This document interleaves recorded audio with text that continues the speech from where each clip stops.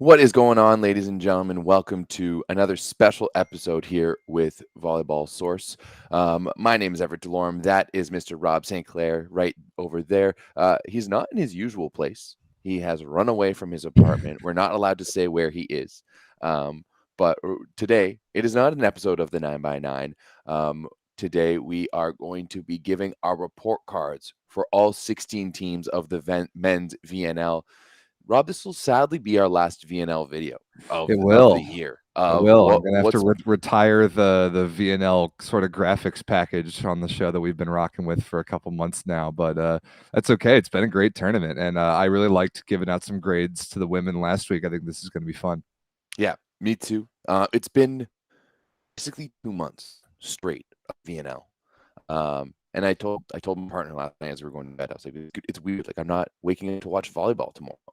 Like, there's no volleyball to watch right now. So instead, we're just going to talk about it, and we're going to break down, as we said, report cards for all 16 teams here for the men's VNL. The way it's going to work is we're both going to give grades. We're both going to explain it a little bit. Love Daddy is back there. There's no where's Daddy in this one, because if you can't find Daddy now, then you're clearly not watching. So yeah. Rob, first and foremost, how you doing? How you feeling? How are things? I'm fine. I had to hit pivot last minute this morning when we got a text at my apartment from our power company saying, "Oh yeah, your power is going to be out literally all day today. We recognize this is a significant inconvenience." I'm like, "You're damn right, it's a significant inconvenience." So I had to pivot and run away somewhere else to try and set up the show. But I think I've got everything going on here. We can still give out some grades. We can still look at Daddy Stankovic while we do it. And we're going to go down alphabetically, just like we did for the women. And I think, if you watch the women's report card video, Everett and I ended up being pretty similar on how we were evaluating teams. I said that I'm going to give my, it's just all based on the expectations for that team, It's like it because, for example, the USA, who had high expectations, are going to be evaluated differently than like a Cuba, who had very low expectations. And then there's all those things in the middle. But for me, meeting expectations is a C. And I'm saying like meeting expectations exactly is a C. And then any grades above or below that, pluses and minuses, are on the table. And we're going to see how similar and different Everett and I are in this one. We were pretty similar last time for the women. We were. Yeah, we were. And when you had explained that, because for me, like a C is kind of somewhat below expectations, or in terms of expectations, like of a team, like an expectation of a team is always going to be maybe a little bit better than they can actually do. So I was a little surprised, but also happy that we were pretty much on the same page last time around. So yeah, and we gave a bunch of Fs last week. I think I gave 4 Fs last week, and I'm not sure I'm going to give any to them. No, me neither. I think it's as we discussed, there's a lot of men's teams doing a better job than on the women's side, and there's some pitiful teams on the women's side. A lot of bad teams on the women's side. Even China, who got relegated, was still relevant all the way to the end. Right. And then we'll talk about them all. I mean, you want to just jump in? You want to start up at the top with our first team alphabetically? Yeah, absolutely. Argentina. I mean, I think Argentina had a pretty fantastic tournament all in all. They just got absolutely slapped by Italy there in the quarterfinals. And it's also hard. Like, my heart wants to give Argentina like an A, maybe an A minus, like an A minus, just because we got to meet them. We got to talk to them. We loved watching them play in Ottawa. We enjoyed watching them play a lot more in Ottawa this time than we did last year. And you know what the difference was? It was. But, I mean, it was also, too, like, Vincentine and Polonsky, like, all of a sudden, like, we're chatting with them, we're talking with them. But, yeah, absolutely. Getting to watch Checo was just absolutely amazing. And then Argentina also went on and had a pretty good preliminary round, finishing 5th, which is way better than the 9th that they finished with last year, sitting on the outside of the playoffs. So kudos to them. But I think ultimately I'm going to give Argentina a B+. I think their performance was B+, worthy. I don't know what they could have. I mean, to get into the A's, they would have had to win a semifinal or a quarterfinal match, which they didn't do. I was thinking the exact same thing. I was also thinking B plus. I mean, the week that they had in Anaheim, they went 4-0. They beat the US in that crazy five setter. They even week two, when they didn't bring DeCecco over to whichever European site they played in, they weren't bad. Or they 2-2. Yeah, I Yeah. mean that's fine without the most important player on your team. And then yeah, we already talked about on the 9x9, like the circumstances around them getting slapped by Italy in the quarterfinal. I mean, they flew all the way across the world. They had two players get sick with that stomach flu bug, same thing that got Aaron Russell. Bruno Lima couldn't play. Then they get completely steamrolled by Italy and they fly back home. So that sucks. And I know they have a bad taste in their mouth from that, but this is by far the best VNL Argentina has ever had. It's the Yep. most seriously they've ever taken the tournament. It's the first time they've made the playoffs, and they looked to me like at least a top 5 or 6, maybe 7 team in the world, and just the level that they played at through most of the tournament. So yeah, above my expectation. I think B plus is exactly where I'm going to. All right, look at that. We're already on the same page here. This is why we work, Rob. That's We right. just we're a country away, but we still think the same way. When it comes to volleyball, at least. All right, next up we have Brazil, and now Rob, in doing my research, how many times, like real quick, how many times do you think Brazil has been in a medal match in the VNL? The men, Yes, probably all of them, probably like all of the previous VNLs. Except only no, one. last year they lost to the US, and then in the bubble they won, right? Yes. So sorry, they've only been in 3 matches, medal matches, but they've only won one medal in the VNL. They have two fourths, two sixes, and a first, which Yeah, that's a is little is weird.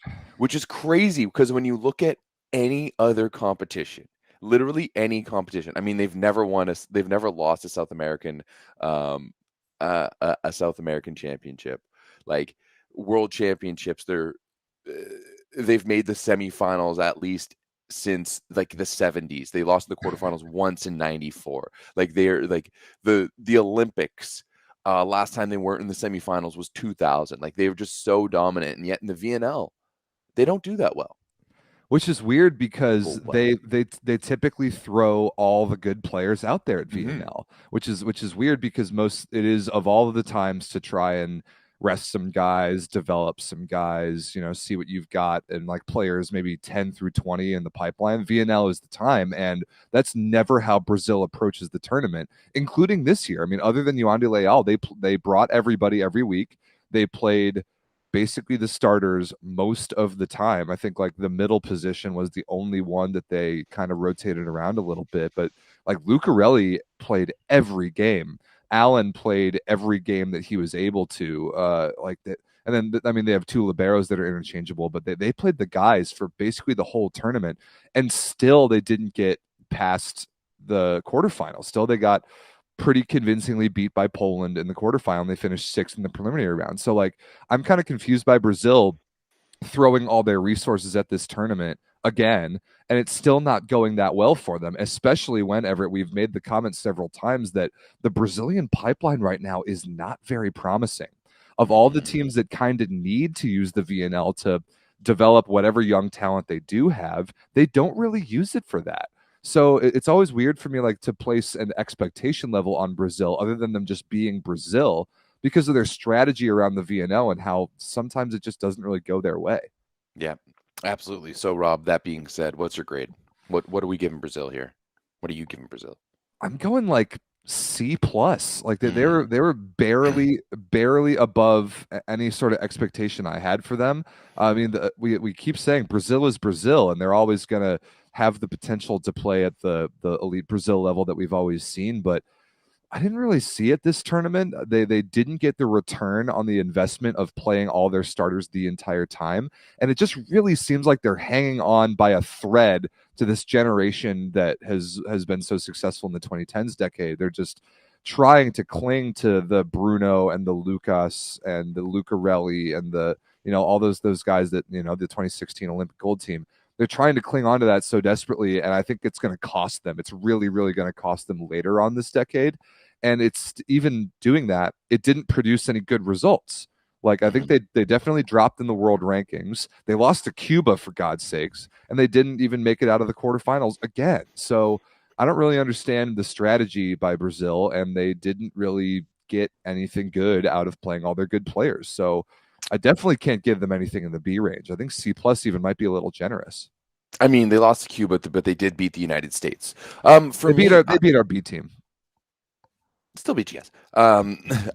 For me, I'm actually going to be a little bit more generous. I'm going to go B minus. When you look at their results, like their losses aren't that terrible. Yes, the loss to Cuba on paper sucks, but we were both there. That was a good match. Great match. Like if Cuba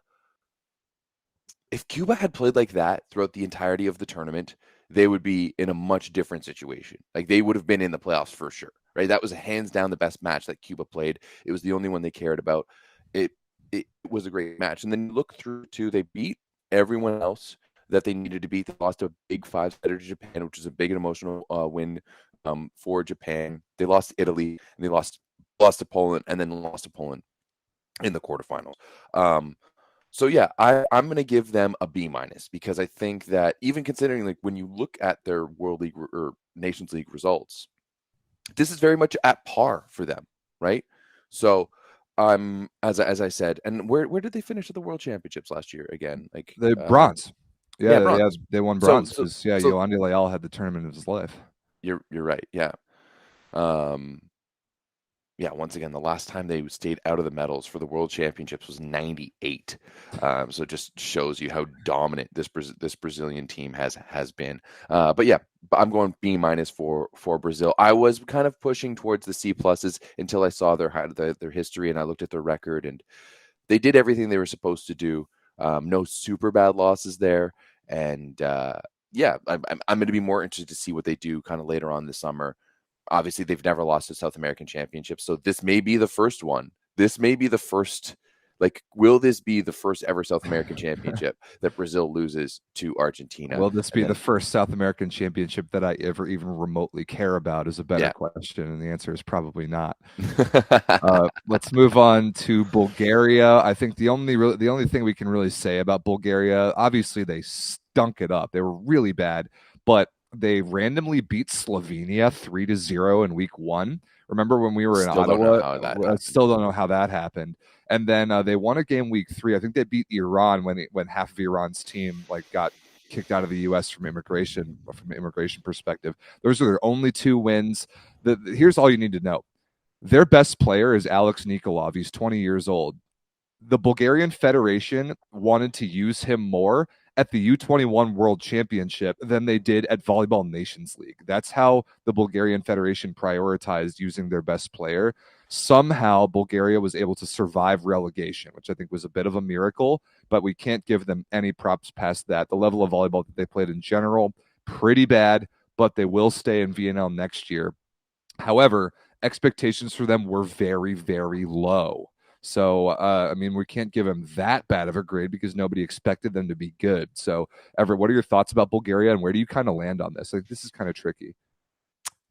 See, I know that the expectations for Bulgaria were really, really low, but what I saw from a Bulgarian team, both in Ottawa, but then especially against Germany in that last week, was uninspired, just a lackadaisical volleyball. Well They said. didn't care. They didn't care to be there. They didn't want to be there. It it always seemed like it was in shambles. Now, I actually think that it was a good decision that they sent Nikolov to that U21 team because it seems like from looking at some of that stuff from U21 stuff that like they've got a good young group of players coming up. And if I was their federation, like we're seeing so many other federations like Canada and Brazil who just put so much stock into the senior team that they do nothing with the younger generation. Like Bulgaria is actually like, no, we're going to focus on this group of kids. We've got an absolute stud in Alex Nikolov, and we're going to make sure that he's surrounded with the best players possible so that we can like look forward because like things aren't going to get it better now. That being said, the A team was just embarrassing to watch. Yeah, they were bad. They were bad, uninspired. I don't know how Salparov like dude's libero Why? didn't want to hit the floor. So Oh for my me, God. That was tough to watch. I'm I'm giving Bulgaria a D plus, and the only reason they got a plus is because they didn't get relegated. Like the only reason they get a plus is because they managed to beat Iran, who was also terrible and sunk it up this tournament without their best player in the last week. That's the only reason they get the plus.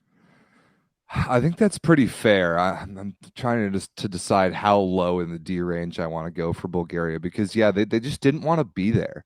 Like why? What I don't really understand that. This is I know it's VNL. Say what you want about the significance of VNL, but kind of like I was saying on the 9x9 about Italy yesterday. If you're gonna bring the A team, you might as well try. Like what's the point of sending the best resources that your country has for the A team, even though for Bulgaria that's certainly not much. What's the point of sending those guys if you just don't care? So I don't really get the how how not fun it was to watch Bulgaria. Like every match they played was a snooze fest. They get steamrolled by basically everyone they played. Yeah, that Germany game in week 3 was tough to watch. That was tough to watch. I don't know I mean, why. as a Canadian fan who was also on that relegation bubble at the time, it was great. Yeah, Right? yeah, it helped you, but I Yeah. mean, it just did not have any remote amount of enjoyment watching Bulgaria this year. I'm going with D, going with straight up D. Okay. Just bad volleyball, but they did survive relegation, and they do have one of the best young players in the world in Nikolov that we will get to continue to see at VNL. So I guess I'll take that. All right. Pretty much. Once again, we're pretty much in line. All right, Rob.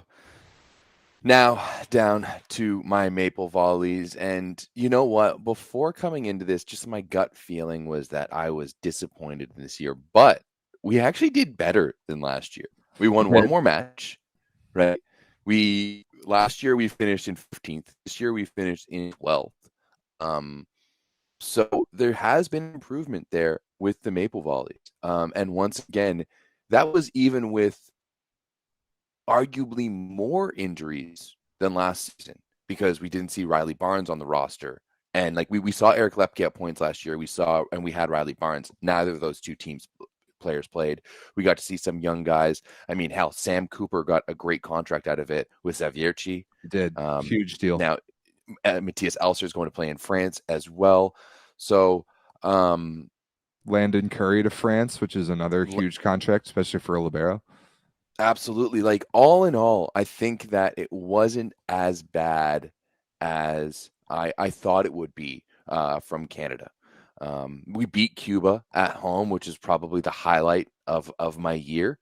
I'm still waiting for you to release that video of the amount of times I say "fuck you, Ronnie Cuban Spike." Throughout the I've got a match. lot of footage of you from that week in Ottawa. I've got a bunch of phone clips with Everett just yelling into my camera. I feel like you were filming me more than you were filming the matches. It's kind of true. Yeah.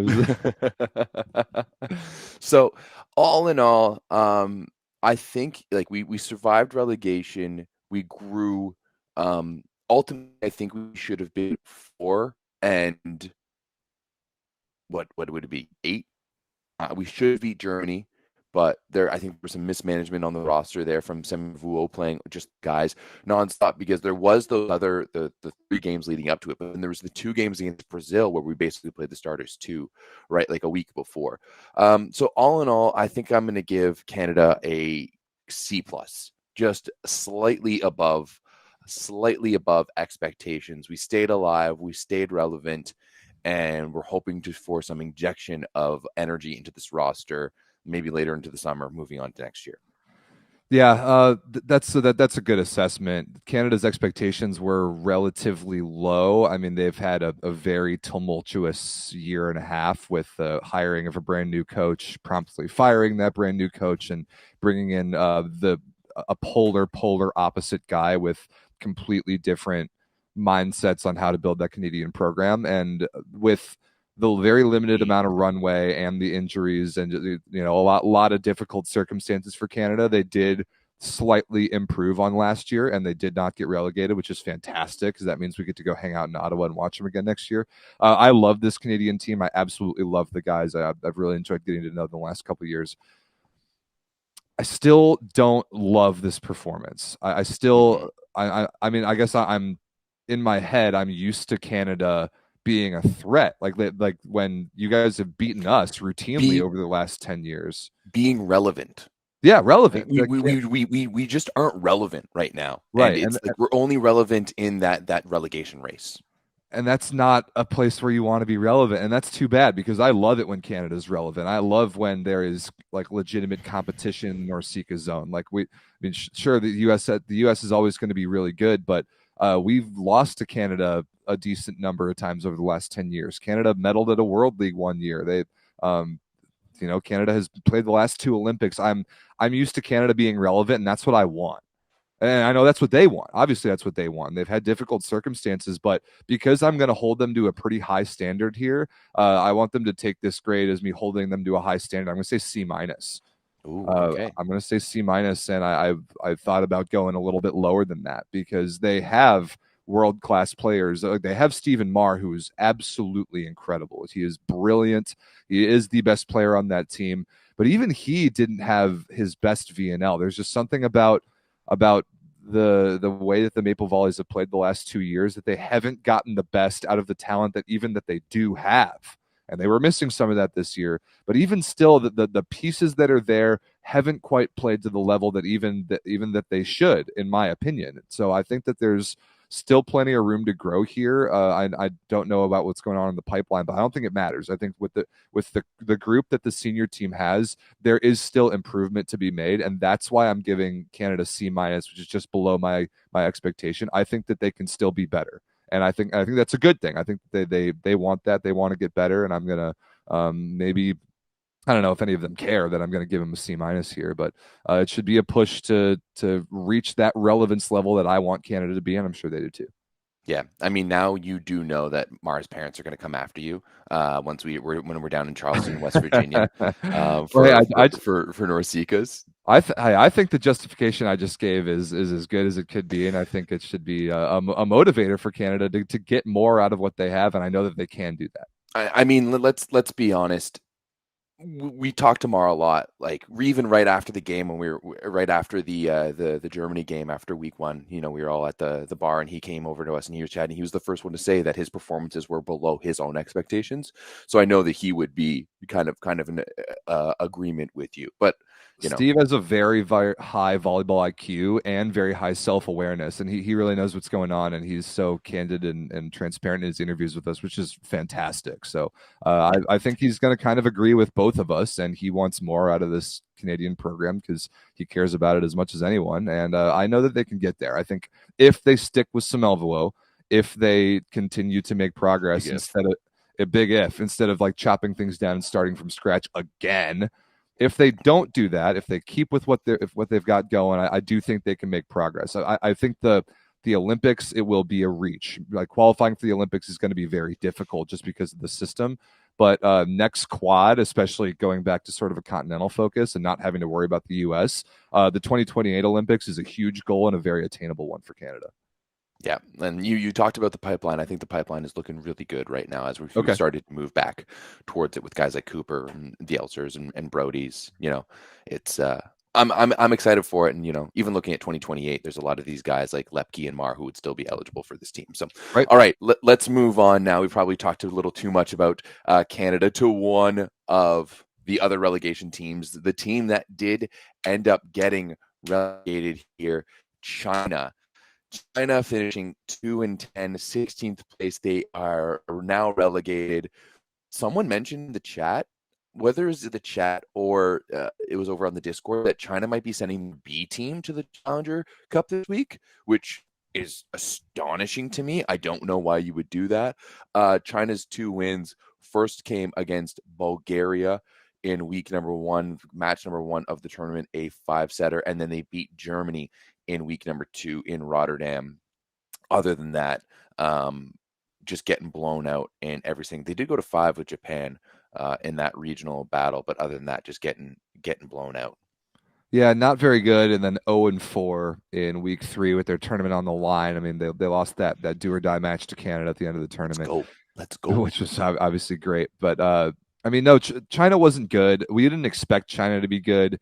We expected Zhang Jingyin to be really good, and he was. He's awesome, and I think he's going to go play in Russia this year, which is a huge contract and actually a play style fit that I think makes sense for him. So good for him. But other than that, for China, I think that this might be a little bit crazy. Dropping out of VNL might be a good thing for them. Oh, explain. It might. Please elaborate. Dropping out of VNL might be a good thing for them. It's kind of it's directionally similar to why playing in VNL for a team like Tunisia would be the worst thing that they can do, because China is probably the third best team in the Asian region. They're definitely behind Japan and Iran. But I think that China is better than Korea. I think they're better than Australia. I think they're better than India. Oh yeah. So I think China is the third best team in their continent. And their world ranking, as they continue to play VNL, their world ranking is going to continue to drop. This is the same thing that happens for Tunisia. Like Tunisia is in the best spot. They're the best team in a bad continent. And if they were to play VNL, their chances to qualify for big events, Tunisia, would get hurt significantly because they would play better teams, they would lose, and they would drop in the world ranking. So Tunisia is just going to focus on being the best team in Africa, and then they'll get to play up in some big events. China, not quite the same situation because they've got Japan and Iran to worry about. But the more they play VNL, the more their world ranking is going to suffer.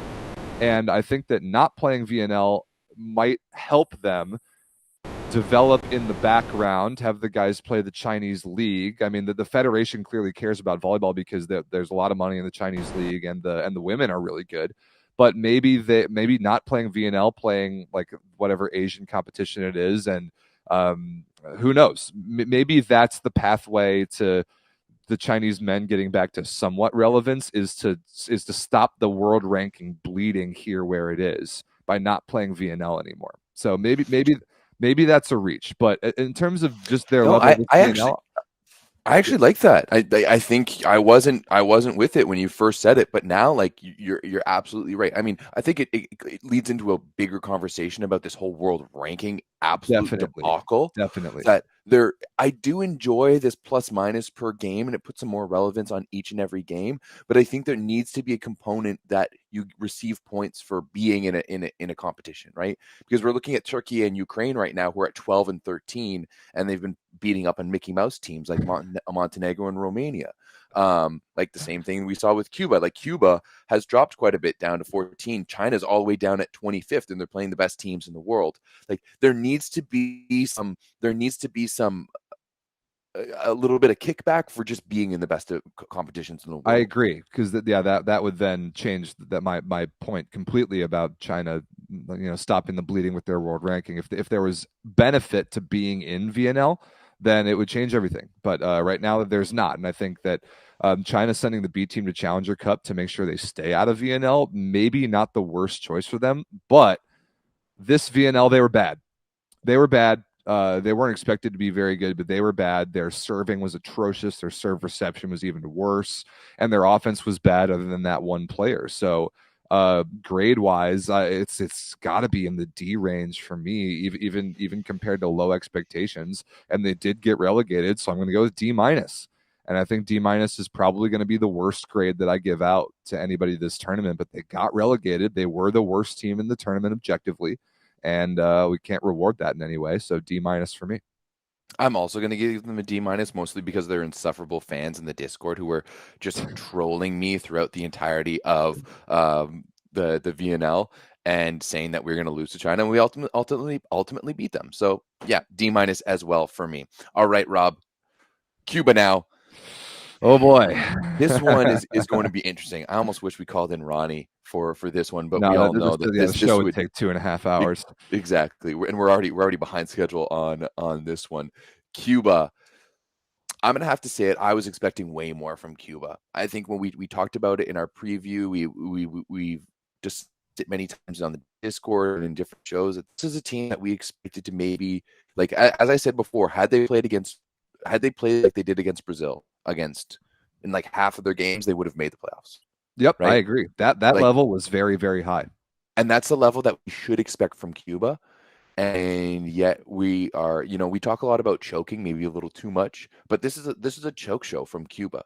And we know that there's things going on behind the scenes with Vives and everything else. Apparently, Herrera doesn't want to play for the national team, and the political situation and their federation are just in absolute shambles. But these are some of the best athletes in the world, right? Pound for pound, when you look at the other teams at the bottom of the relegation compared to what Cuba has and what they play at a regular level in terms of their professional teams, and like Melgarejo and Lopez and Herrera and Yant, like the list goes on and on. This is a team that we expected to do well. So for me, I'm putting Cuba in the D range. I think that they were way below expectations, and I'm just going to give them a flat D because this team is way too talented to be in a relegation race. And yeah, that's my breakdown of it. I don't even think Ronnie could be mad at that. No, I completely agree. They were way below expectation. We were excited, like other than the obvious like fun rivalries that we have with Cuba and the Norseca zone. It's like they're a fun team to watch. At least they should be. They should be a fun team to watch when they're playing well. And now I will give them a little bit of grace that they are dealing with a worse federational situation than any other team in the world, and it's not even close. The situation that those players are having to deal with is by far the worst in all of world volleyball. It is a mess what these poor Cuban players are having to deal with. I do feel really bad for them for that. But you're right. They have 4 world class wings. At least they should. And obviously their setters are awful, and they are missing their 2 best middles, but they should have been better than they were. Cuba, with that level of talent, should not have been in the relegation conversation. But again, they are missing their 2 best middles, and they had to send the A team to play the Central American Caribbean Championship in freaking El Salvador in the middle of VNL, which is absolutely insane. So for those reasons, I'm going to give them a little bit of grace, and they're going to get a D plus. They're going to get a D plus from me.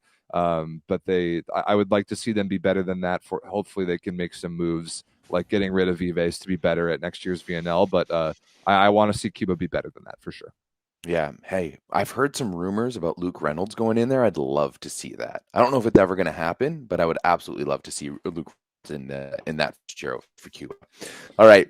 Moving on to France. Last year's VNL champs didn't even make the playoffs this year. They did make the playoffs, just barely. But they got knocked out in the first round by your United States of America. They got better as the event went on. They brought their B team, but without Engapeth, this team did struggle. How is your feeling on France here? And it's not great. No, it's me not neither. Great, especially compared to expectations. Like when you're the reigning champions, you have very high expectations, and like it was kind of the thing I was saying about the Serbian women. Their expectations were super high, and then they blew it and missed the playoffs. I think I might have ended up giving them an F. France did make the playoffs, to their credit, and they did it without I don't know if Engapeth is their best player. He probably is, but he's certainly the most important to how that team plays. They didn't have him the whole tournament, so they do get a pass for that. But they weren't very good. Their B team looked terrible week 1, and even playing at home in Orléans and like playing in LA, they just didn't look that good. I didn't think Brizard had a great tournament. I didn't think Clevenot or Tilly had a great tournament.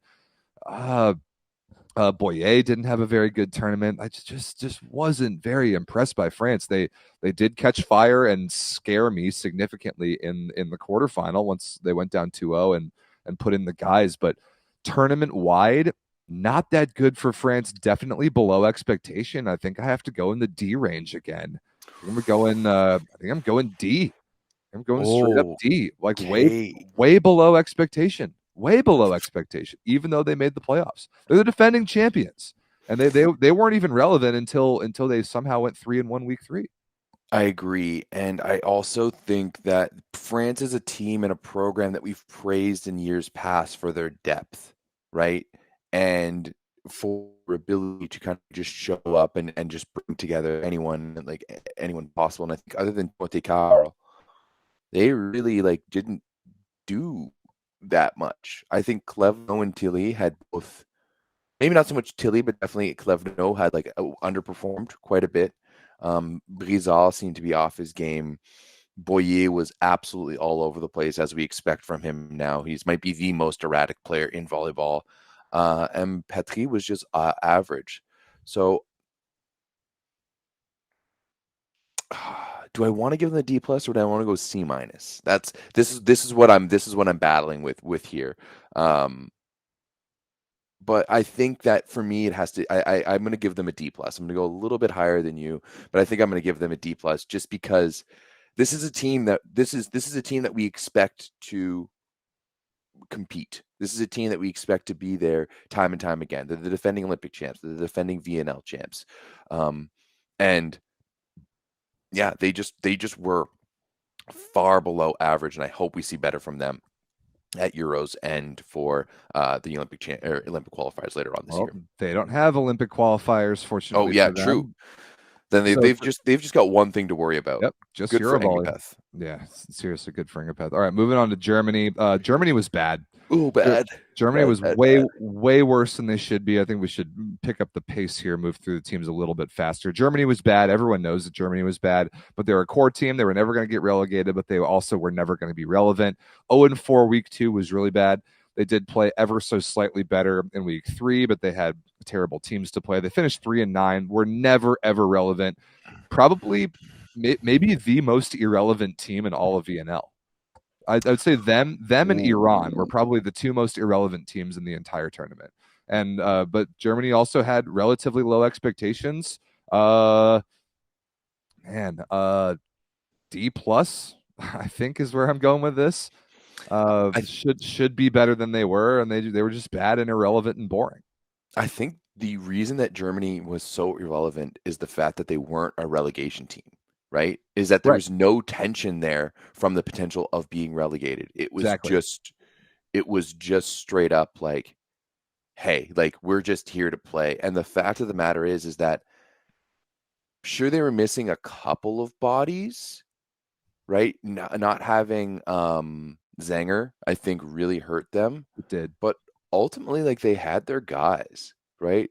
They had the majority of their team. Like I think we got a much bigger picture of Weber and how he is, and just how this team plays in general. And this is a team that is kind of definitely on a bit of a downwards trajectory compared to what we've seen from them over the past decade. So what's it going to be? Oh yeah, you know what? I'm going to go D plus as well.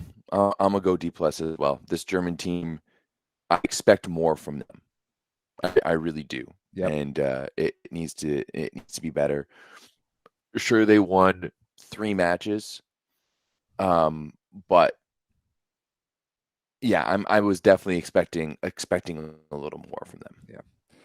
Similarly, I expected more out of Iran. I think the second most irrelevant team in the tournament. I mean, maybe just as irrelevant as Germany because they're a core team, but they were bad, really bad. I mean, they went 2-10, and I know they went 0-4 in Anaheim when they didn't have all their players from reasons that were out of their control. But I barely even watched Iran the whole tournament because they just didn't play any meaningful matches. They had no significant results. They had no good wins. They made the playoffs last year, and this year they went 2-10. Like that's a huge drop off, and they just weren't a factor ever. Like at any point in the tournament, we never had to even really talk about Iran that much. Amin wasn't as good as he was last year. They just weren't a very good team. They weren't interesting. They weren't fun. They weren't really anything. So I think this will be my 5th D range grade in a row, and I'm going D minus. They were really bad and really irrelevant to go 2-10, and they were never going to get relegated because they're in that core group, but completely irrelevant, way below expectation. From the playoffs to go 2-10 is a bad drop off, and I'm going D minus.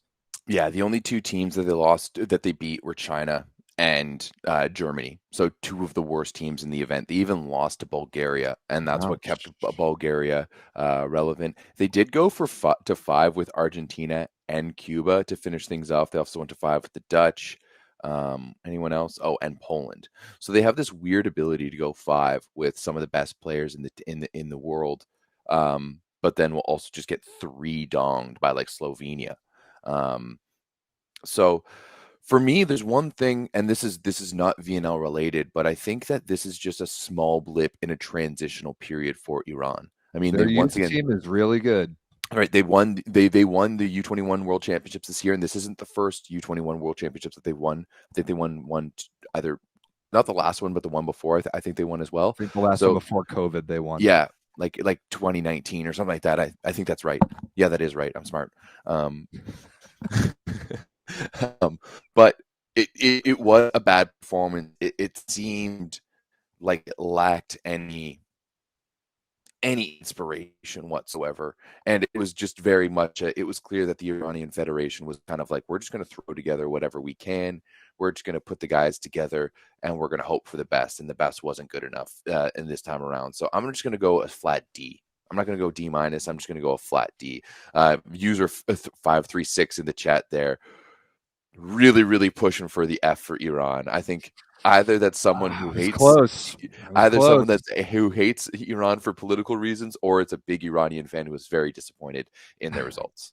Yeah, there were only a couple teams that I even thought about giving an F to, and Iran was one of them. They were one of them, but they just barely escaped it. Okay, moving on to an interesting one. Italy. Moving on to the defending world champions. I mean, they went 2-2 with the B team week one. Their first two matches, they looked terrible with the B team, and then they got better. And then they brought the guys the next 2 weeks. They looked great. They looked like the Italy we were used to. They completely destroyed Argentina in the quarterfinal. Then they got similarly three-donged by the United States in the semi, and they lost that five-setter to Japan for bronze to finish fourth. The second year in a row.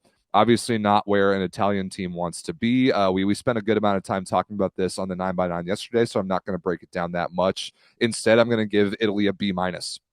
Okay. I'm going to give Italy a B minus, slightly above expectation because they did play very good volleyball when they had all the guys there at points, and the win over Argentina was incredibly impressive. But to not medal again is not where this Italian team should be. So I'm going B minus. That is slightly above my expectation for them, but not much. All right. I'm just gonna go flat B. Okay.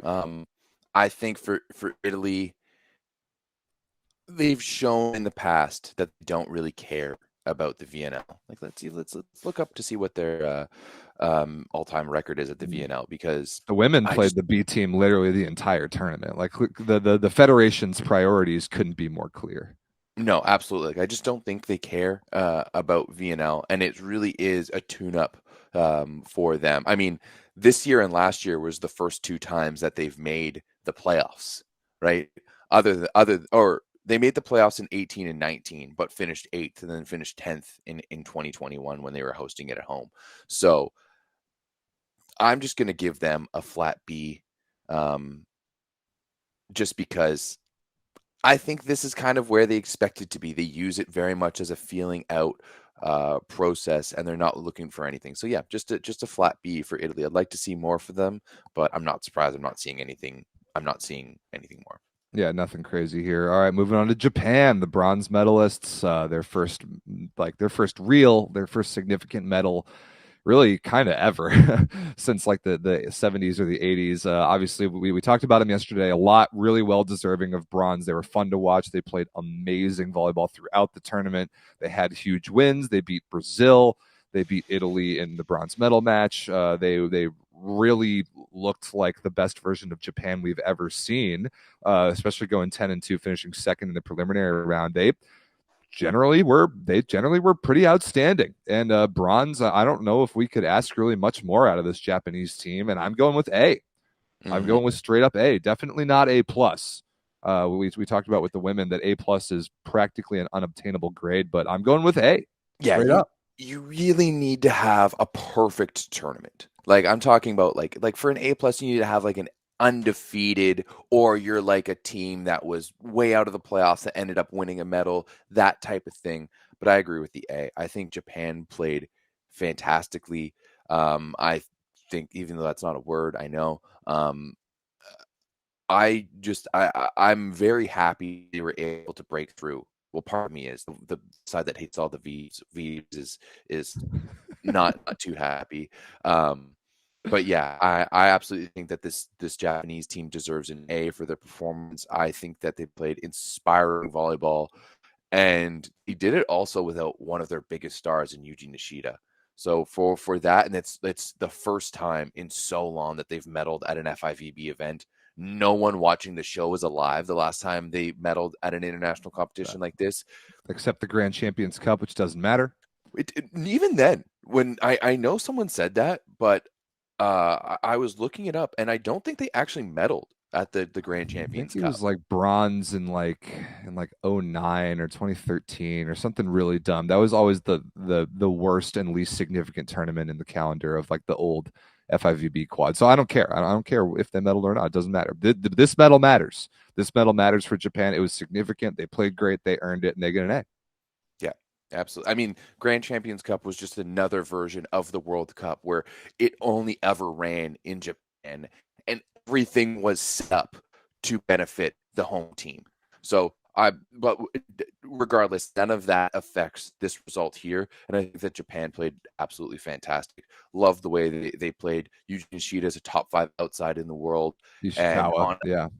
Ishikawa, you're right. Yuji Nishida didn't play. He was injured. And yeah, I absolutely love them.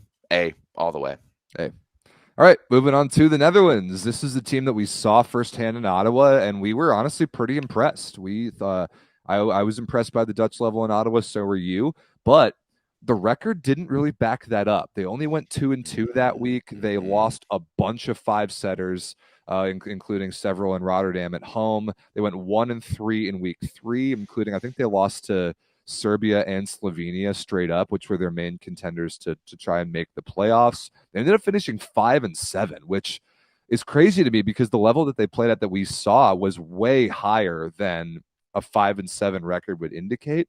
But they lost too many 5-setters. I think that they, as much as we got to know Piazza, and he's now one of our homies, the roster management wasn't the best. I thought they used Namir too much, considering they had Velter Termat that they could have used.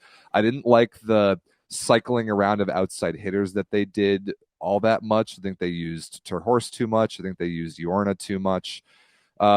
But there were flashes of really, really good volleyball for the Netherlands, and that's why I found them really hard to rank here. But I don't know how high of my expectations of them could have possibly been. Making the playoffs would have been great for the Netherlands. I think they made it last year. I think they got 8th. They did. They did get 8th. Yeah. Okay, and then they lost immediately, but and to Italy last year. I wish they would have made the playoffs again. I wish that they could have kept that level up and won games that I thought that they kind of deserved to win. But I think I'm going to go with like something in the B- range here, like slightly above expectation, but really could have upped this grade a lot if they had had a better week 3 and have been able to make the playoffs. Yeah, for me, I'm going C+. Okay. So basically in that same range. Was just a little disappointed. I thought that they let opportunities slip out of their hands throughout the tournament. You know, losing Serbia at home the way they did in 5. Like they had to go to 5 with Iran. Like they looked great against Poland for a little bit. They're going up 2-1 and looking like they're potentially going to beat them at home, which would have been awesome. But this is a team that more and more, you know, we've talked about them just being Namir, and we've seen that for a fact that it's not, right? We've seen for a number of times Van Garderen step up. We've seen Benny Tweenstra step up. The fact that they don't use a guy like Termat all that much is, I'd love to see him, you know, even just like start him for one match a week, just to give Namir some time off. Exactly. Like right? that's exactly what you should do. You have a guy who is a world-class scorer who beat Namir in the finals of the Effler League this year in Turkey. Like this guy has succeeded wherever he's gone, and yet he's never been given the respect he deserves on the Dutch national team. And now I don't think even he himself expects to be the starter just because of the reality that is Abdel Aziz Namir. Like for 2 years in the running, he's led the Nations League regular, you know, like group stage in scoring kills and aces. Like not many players in the world can do that, but I would say for a fact that there's no team in the world that has 2 world-class opposites. Okay, maybe Japan now, who has 2 world-class opposites, and maybe France, like the Dutch. And for that, I'm going to give them a C+. I expect more from this team. And I think that I think they're slightly underperforming. I really do. And I would like to see more from them. Yeah, I think it's fair to hold them to a bit higher of a standard because we've now seen that they do have more than just Namir. And because they have more than just Namir, I would like to see a little bit more. All right, moving on to the champs. Moving on to Poland.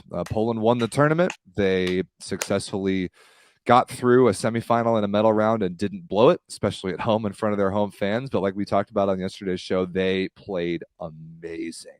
They were so good in the finals. They were brilliant from the service line.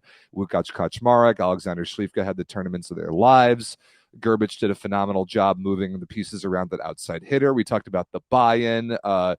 And Poland played up to their unbelievable roster on paper, and they won the tournament. So obviously, if you win the tournament, you're going to get a pretty good grade. Still, for me, A, not A plus, not quite an A plus. They weren't quite good enough in the preliminary round to get the A plus, but I have to give them an A. They won the tournament. They looked like the best team in the world on paper. They played like the best team in the world on the court. They won the tournament. They get an A. I won't lie, Rob. I'm really close to giving Poland an A plus. Really? I really am. We didn't even give Turkey. We didn't even give the Turkish women an A plus, and they were less of a favorite than Poland was. I said I'm really close. I don't think I'm going to do it. Mostly because, like, you know, they went 5 with some terrible teams like Iran and Bulgaria, and Germany.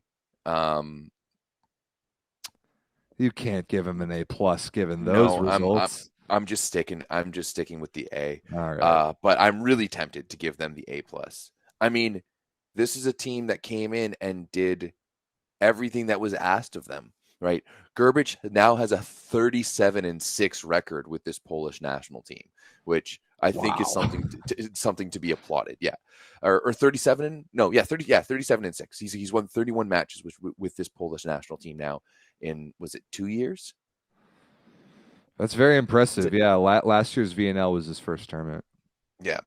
So I think that this Polish team, you're right. I would love to see them. I need to see them to be perfect. Like an A plus is a perfect run for me. Yeah. Like that's 100% on the test, and they did get 100%, but they got damn near close by going 10-2 in the preliminary round and then winning it all in the playoffs.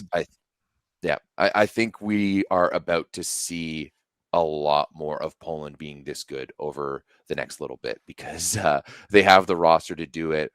And now that they've kind of figured it out, I think that now that they've gotten that one, all they need is the one, and now we might see Poland. Yeah. We've been expecting for a while that the 2020s are going to be Poland's decade. And I think we're at that point now. Yeah, I mean, it was clearly a mental thing for them before, and now they've got the confidence having won a major tournament. They have figured it out. They have bought in. They have seemingly unlocked the capability of the best roster in the world on paper, and they won this tournament, and good for them. I am very scared of them in every tournament hereafter. A couple teams left. Next up is Serbia.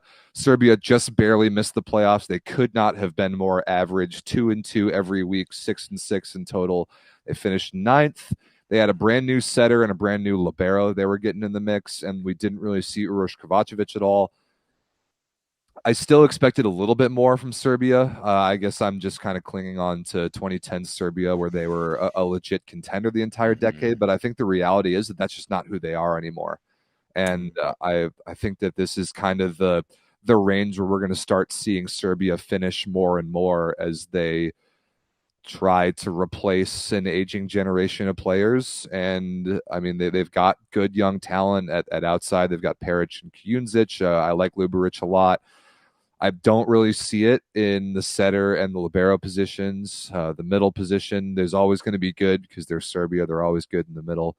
Shout outs to Daddy Stankovic, who's here behind our report cards. But I think we just got to accept the reality that Serbia is just kind of a mid-tier global team, and have kind of got a ceiling on them at this point. My expectations of them aren't very high. They were perfectly average, and because of being perfectly average, I'm going to give them a perfectly average C. Yeah, I would agree with that. I mean, Serbia actually got better than they did last year. 11th last year, 9th this year. Well, they won one more match, so I think that's something to be applauded. But we grew up, and I'm looking at all of the results here in terms of historically, and this Serbian team has been just like ever since we were growing up. Serbia, like for me especially, like Serbia was almost synonymous with volleyball, and recently it just hasn't been the case. And like I don't fear Serbia the way that I used to. That's well You said. know, I don't look at them and like any other competition. I mean, they do poorly in except for the European Championships, Euros. They historically do very very well. It's going down here. Last time they didn't make the semi. Like they in the 2000s, they've only missed out on the semifinals twice. And this is an event that goes every 2 years. So there's been quite a few events. They won back in 2019, got bronze in 2017, that type of thing. But yeah, I think I'm just going to go with a flat up C for Serbia, just because they're very much in that middling zone, and I'm just not inspired by them, which sucks because uh, like it's weird because like there's so many Serbians here in Toronto and in Canada in general, and I've heard so much about their greatness. Like I have my buddy Aleksa Miladinovic, who played at Ryerson University, who we would have huge debates, drinking at house parties about who was the best player in the 2000s, Jiba versus Ivan Milkovic, and he brought up some good points. And there's just no one of that stature and no one of that quality. And you talk to people within Serbia, and they say it's very much like when we were a communist country, there was that money and there was that infusion into sport, and everyone got to play sports. And now that we're now a capitalist country, and like we've fully made that transition, it costs so much to play volleyball that not everyone is having the opportunity to like they used to. So I don't know if we're going to see Serbia really have that resurgence, and they might just stay in that middling ground.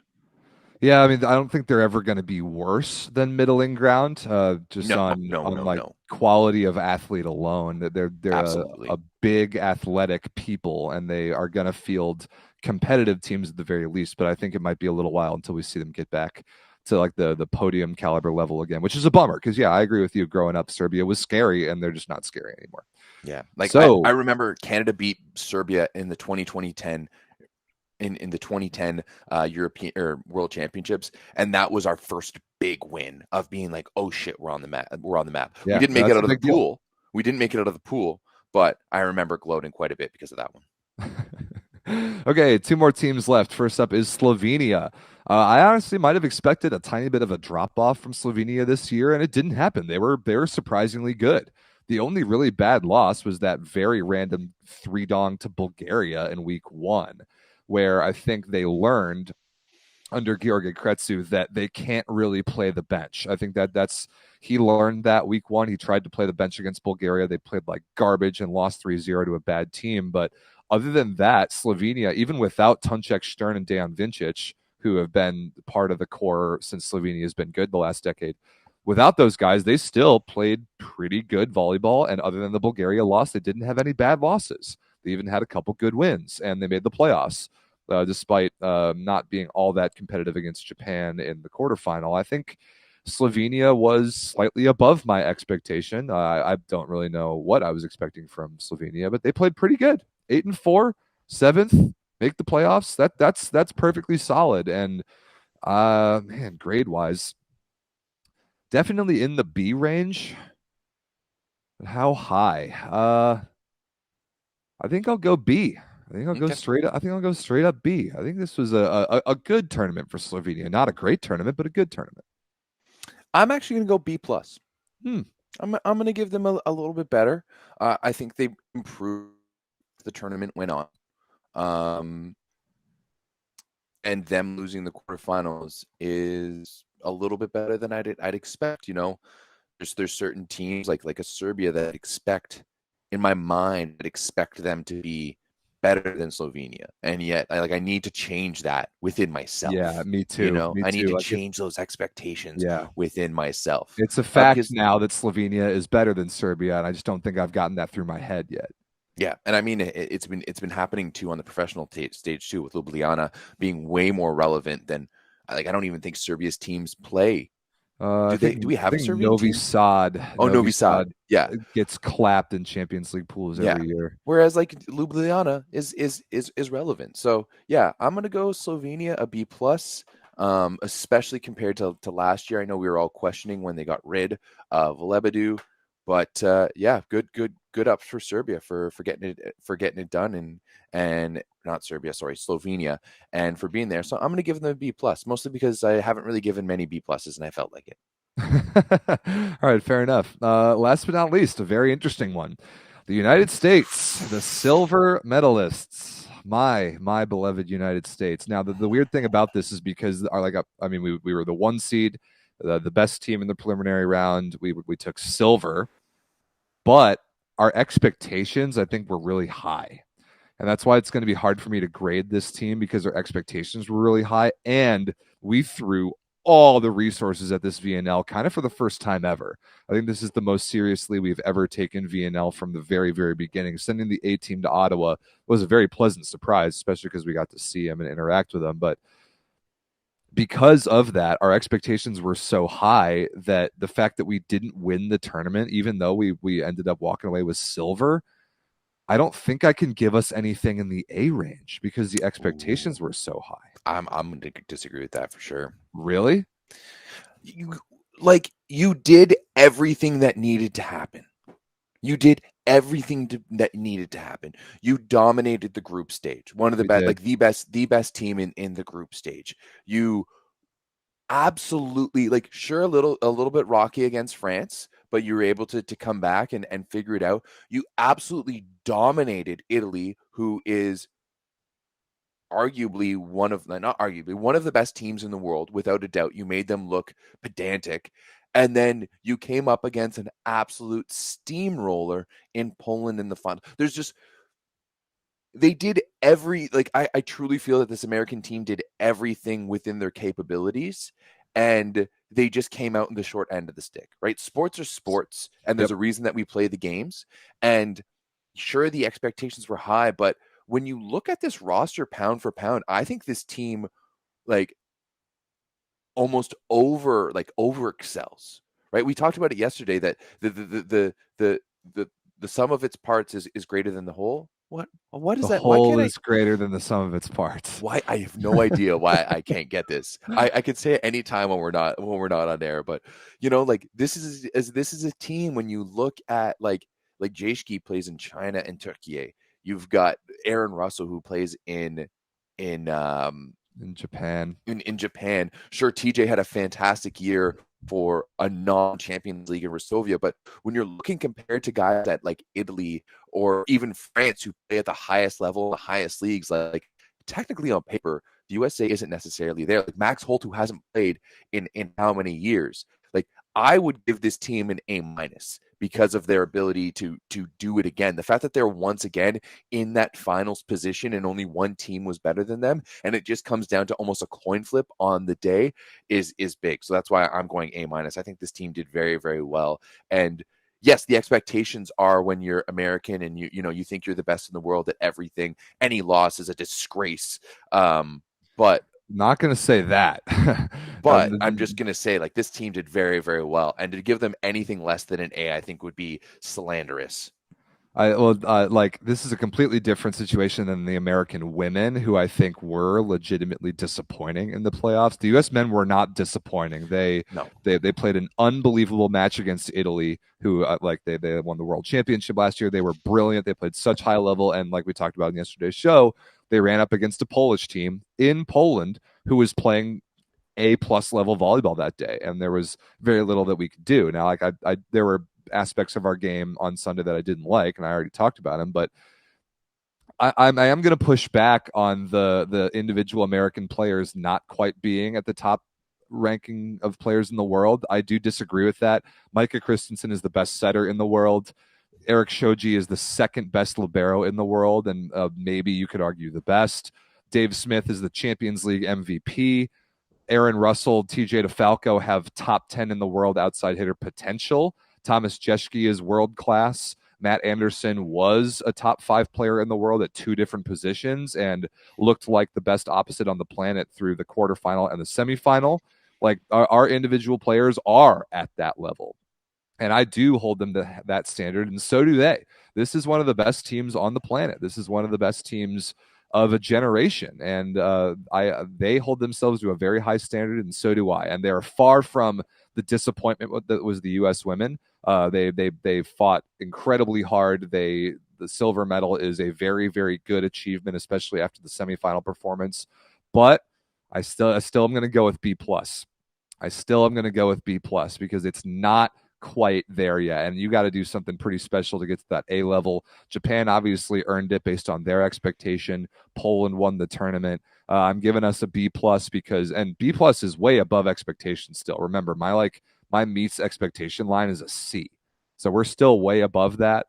But we're so close to getting back up on top of the world where we belong, and we just didn't quite get there. And not all of that was our fault or our shortcomings. But still, we didn't quite get there, and I know that we can. So I'm going with B plus.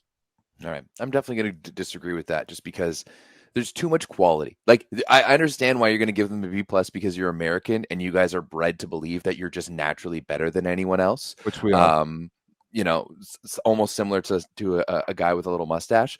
But like, you guys are at the top of the world. You got a silver medal. You know, you're better than everyone else except for the team that is literally, if they don't win, there's uproars, right? So I don't know what else you want to do. Like, it comes down to a 1-game situation, and you know, on paper the U.S. doesn't match up against Poland. On paper, no one matches up against Poland.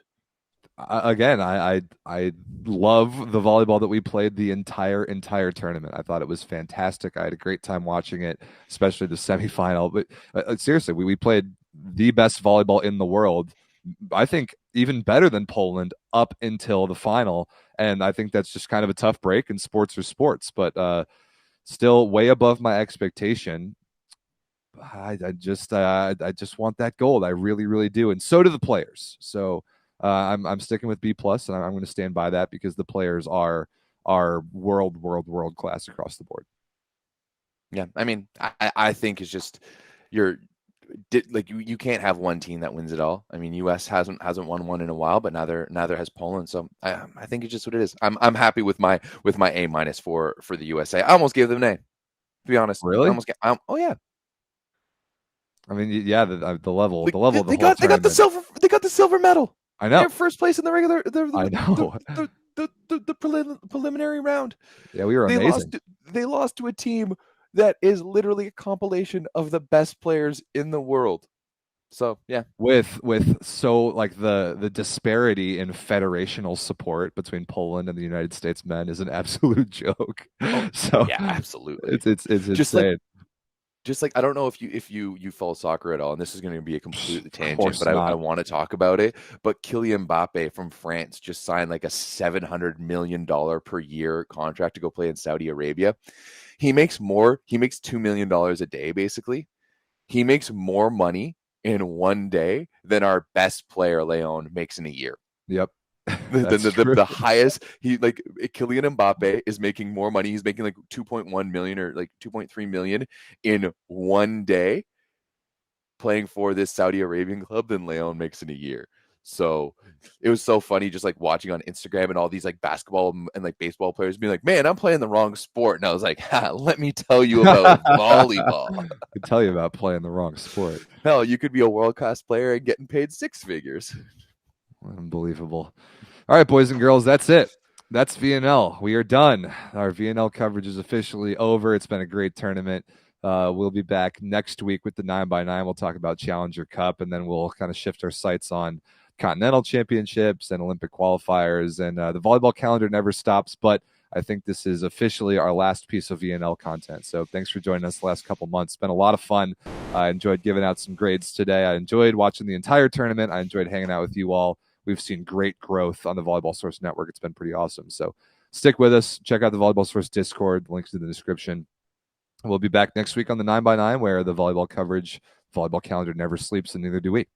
Yeah, I mean, you talked about the growth on Volleyball Source. I think we've almost doubled our audience since the beginning of VNL, It's awesome. It's which awesome. which is absolutely awesome. And if you've joined us for all of this, thank you so much. If you're new to uh, joining us on this journey, thank you, welcome. It's only going to go up for here as we've got North, or we've got your continental championships, and then of course the Olympic qualification process later on in the year. So a lot more to follow. I think from now we're just for the next little bit, we're just gonna be going back to regular weekly shows, right? Oh yeah. Yeah, Yeah. we'll definitely do weekly. I do kind of like the Monday 11 a.m. Eastern slot, so maybe we can stick with that. We'll figure it out from the 9x9. We'll let you know in the Discord. We'll definitely go back to once a week. There will be plenty to talk about. We might ramp it up a little more for Olympic qualifiers because that's going to be like Oh, I nine days straight of crazy volleyball. Yeah. For we'll have to discuss between you and I about what we're gonna do for like Euros, Olympic qualifiers, and stuff like that. Of course, we're aiming to be at NORCECA champs in all be in Quebec City for the women. We're probably going to be in Charleston, West Virginia for the men as well. In what capacity we don't entirely know yet, but at the very least we'll be there doing interviews and highlights and all that stuff because we can film NORCECA events. So that's Gonna be that's a big good for for us. that's a good for y'all who love those baseline footage, and hopefully we can get Sproad to bring that A team to NORCECAs. That would be awesome. That would be cool. All right, people. Thanks for watching. It's been good VNL. We will see you next week on the 9x9. We'll see you in the Discord before that. Yeah, make sure to join the Volleyball Source Discord. Make sure to like this video. Make sure to go check out that volleyball.store. Robin, am I missing anything else? Nope. Okay, go tell Robin that Cuba sucks. That's what the Discord is for. See you, people. Thanks for watching. Peace.